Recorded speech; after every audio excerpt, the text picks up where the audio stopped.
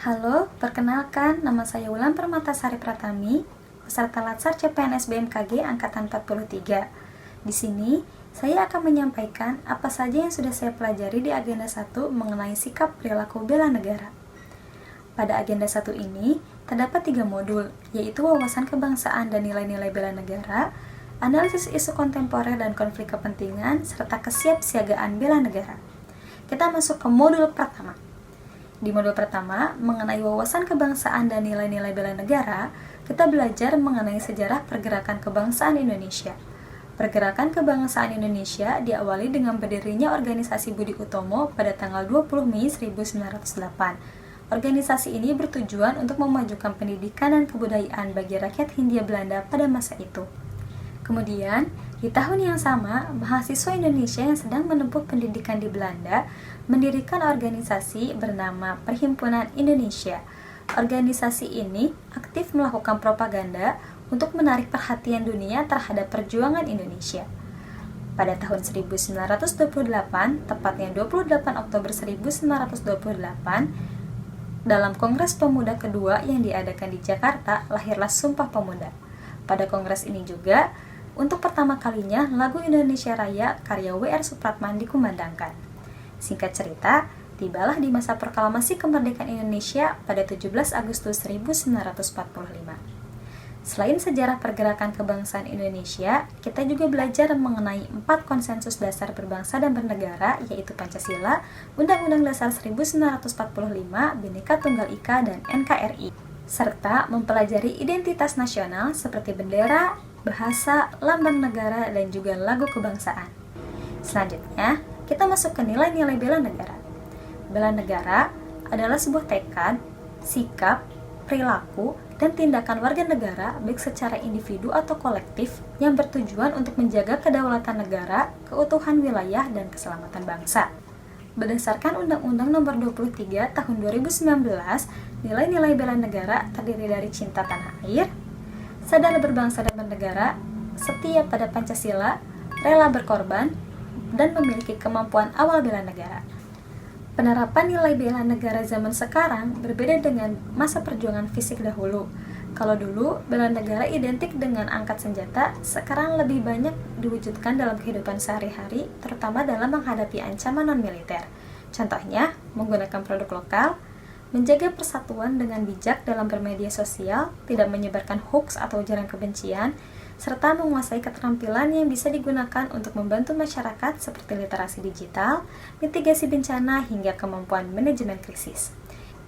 Untuk lebih memahami mengenai wawasan kebangsaan dan nilai-nilai bela negara, kita diberikan tugas kelompok berupa pembuatan video podcast mengenai dialog kebangsaan. Pada tugas itu, saya bersama teman-teman membahas mengenai aksi nyata cinta tanah air generasi muda di era digital. Pada podcast tersebut, kita menekankan bahwa cinta tanah air itu adalah aksi sehari-hari, bukan hanya saat upacara bendera, tetapi tentang bagaimana kita bersikap di media sosial, bagaimana kita menghargai teman yang berbeda, dan bagaimana kita berkontribusi sesuai dengan passion kita. Kemudian, mari kita masuk ke modul kedua. Modul kedua ini kita mempelajari mengenai analisis isu kontemporer. Isu kontemporer adalah fenomena atau persoalan yang sedang berkembang di masyarakat, baik di tingkat nasional maupun global. Isu-isu ini bisa dapat menimbulkan ancaman, gangguan, hambatan, dan tantangan sehingga berdampak pada keamanan, ketahanan, hingga keutuhan bangsa. ASN dituntut memiliki kemampuan berpikir kritis, analitis, dan objektif agar mampu merumuskan alternatif solusi yang matang terhadap persoalan bangsa. Berdasarkan urgensinya, isu dibagi menjadi 3, yaitu isu saat ini, isu berkembang, dan isu potensial. Setelah melakukan pengidentifikasian isu dan mendapatkan beberapa isu yang sedang terjadi, kita akan menapis atau memilah isu mana yang harus segera ditangani dengan teknik APKL dan USG. Proses tapisan isu terdiri dari beberapa tahap. Yang pertama, mengumpulkan daftar isu kritikal dari berbagai sumber. Yang kedua, menilai isu dengan kriteria yang telah ditetapkan di atas. Yang ketiga, memberi skor atau peringkat terhadap tiap isu dengan menetapkan rentang penilaian 1 hingga 5 pada masing-masing kriteria. Dan yang terakhir, menentukan isu prioritas untuk dianalisis dengan lebih mendalam. Setelah didapatkan isu utama yang akan dibahas, maka analisis dilanjutkan dengan mencari tahu akar penyebab dari isu yang sedang terjadi dengan bantuan diagram fishbone.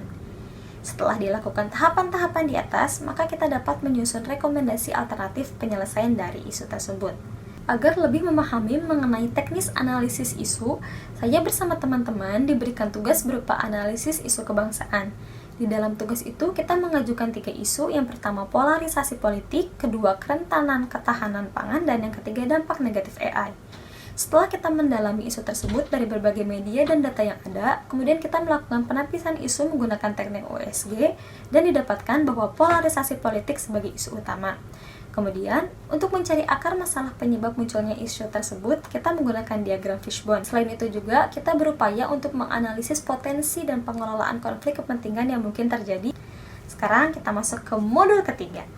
Modul ketiga ini membahas mengenai kesiapsiagaan bela negara. Kesiapsiagaan bela negara diperlukan agar setiap warga negara mampu menghadapi berbagai ancaman, baik militer maupun non-militer. Bela negara bukan hanya kewajiban TNI, tetapi tanggung jawab seluruh warga negara. Wujud bela negara bisa dilakukan di berbagai bidang kehidupan, seperti pendidikan, pekerjaan, masyarakat, hingga keluarga. Kesiapsiagaan dalam bela negara diartikan sebagai kemampuan mengantisipasi, merespon, dan memulihkan diri dari ancaman, hambatan, gangguan, dan tantangan. Kesiapsiagaan mencakup aspek fisik, mental, intelektual, dan sosial. Peran ASN dalam kesiapsiagaan bela negara, yaitu ASN wajib mengamalkan nilai bela negara dalam pelayanan publik, bersikap netral, profesional, serta menjunjung kepentingan bangsa di atas kepentingan pribadi ataupun golongan. Aktualisasinya bisa diwujudkan dengan memberikan pelayanan publik yang transparan dan adil, menghindari praktik KKN, menjadi teladan disiplin dan integritas, serta berperan aktif dalam menjaga kerukunan sosial dan persatuan bangsa. Hal yang menarik dari modul 3 ini, selain membahas hal-hal yang sudah disebutkan tadi, ada bab yang membahas mengenai kegiatan kesiapsiagaan bela negara, yang meliputi baris berbaris dan tata upacara, keprotokolan, kewaspadaan diri, membangun tim, serta cara kamalan dan api semangat bela negara. Kesimpulan dari kegiatan-kegiatan ini, kita sebagai CPNS belajar mengenai disiplin dan integritas pribadi, kebanggaan dan penghormatan terhadap negara, keterampilan teknis, kesiapan mental dan fisik menghadapi ancaman, serta semangat pengabdian dan loyalitas kepada bangsa dan negara.